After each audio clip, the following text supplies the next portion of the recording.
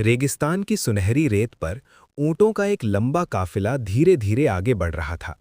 दिन भर की थकान के बाद जैसे ही रात हुई, काफिले वालों ने एक सुरक्षित जगह देखकर डेरा डाल दिया। सभी ऊंटों को मजबूत रस्सियों से बांध दिया गया ताकि वे रात में इधर-उधर ना जाएं। लेकिन अचानक पता चला कि एक ऊंट के लिए रस्सी कम पड़ गई। एक नौकर घबराकर अपने मालिक के पास गया और बोला, मालिक, एक रस्सी कम है, इस ऊंट को कैसे बांधें?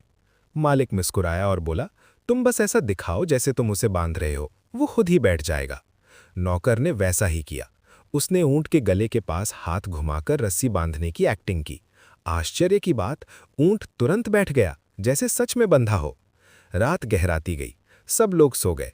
पास के पेड़ पर बैठा एक बंदर नीचे आकर उछल कूद करने लगा। काफिले के कुत्ते भौंकने लगे और बंदर डरकर वापस पेड़ पर चढ़ गया। सभी ऊंट अपनी अपनी जगह बंधे हुए थे, इसलिए हिले नहीं, लेकिन जो ऊंट असल में बंधा नहीं था वो भी नहीं हिला। उसे लगा, मैं बंधा हुआ हूं। थोड़ी देर बाद एक बूढ़ा चीता वहां आया।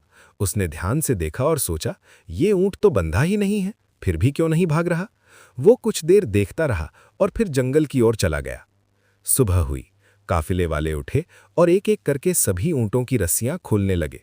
सभी ऊंट खड़े हो गए, लेकिन जो ऊंट कभी बंधा ही नहीं था वो अब भी बैठा रहा। तभी वही बूढ़ा चीता वापस आया और मालिक से बोला, तुमने इसे बांधा भी नहीं, फिर भी ये उठ क्यों नहीं रहा? मालिक हंस पड़ा और बोला, क्योंकि इसे लगता है कि ये बंधा हुआ है। फिर नौकर उस ऊंट के पास गया और रस्सी खोलने की एक्टिंग करने लगा। जैसे ही उसने नाटक किया, ऊंट तुरंत उठ गया और काफिले के साथ चल पड़ा।